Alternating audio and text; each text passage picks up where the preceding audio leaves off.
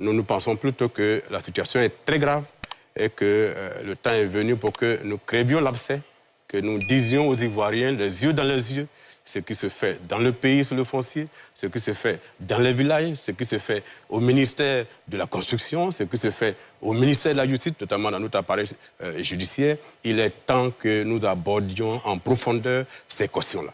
Pour moi, la situation est d'autant plus grave que les victimes n'osent même pas parler. Il y a quelques rares victimes qui ont le courage d'évoquer le sort qui leur est fait, mais la plupart des victimes que nous recevons, que ce soit au niveau de ma permanence en tant que député ou au journal L'Éléphant déchaîné, la plupart des victimes, pratiquement 9 victimes sur 10, ne veulent pas parler. Mais pourquoi? Mais parce qu'ils sont menacés, parce que les gens qui sont dans cet environnement et qui exproprient les Ivoiriens, y compris sous le faux, ont beaucoup de moyens et humilient au quotidien ces Ivoiriens-là. Donc beaucoup ne veulent pas parler. Donc c'est pratiquement 90% des personnes victimes d'expropriation qui ne veulent pas parler. Celles qui osent parler, c'est celles qui ont du courage, notamment cette dame, Mme Traoré, Assetou, qui a eu le courage de faire une vidéo qui a déclenché tout ce processus-là. Et donc, je peux vous dire, peut-être que dans le prolongement du débat, avec des détails précis, on va vous dire l'ampleur de la situation.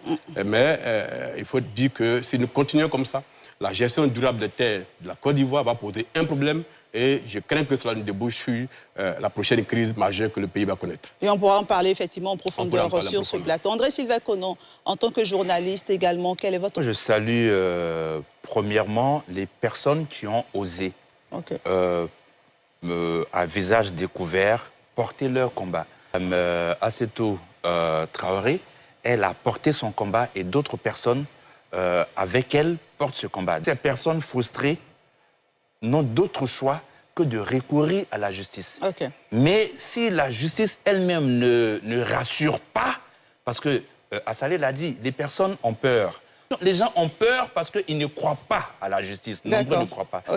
La question est devenue politique. Il faut donc Pourquoi une solution. Oui, mais quand un problème prend une telle ampleur et concerne presque l'entièreté de la population, il devient politique. Il faut donc une solution politique. Ce que je voudrais expliquer, c'est que la situation qu'on a vécue ces jours-ci, où il y a eu une vidéo et puis il y a une émotion qui a été créée par rapport à la situation de la dame. C'est ça. Cette situation, c'est à travers cette vidéo que les Ivoiriens ont découvert qu'on est en situation de problème. Il n'y a pas qu'au niveau du ministère de la Construction. Il y a les autres acteurs qui sont là. Ceux qui vendent les terrains, ceux qui produisent les terrains, ceux qui vendent les terrains. Tous ceux qui sont satisfaits ne parlent pas. Leur ACD, ils sont satisfaits, il n'y a pas de problème.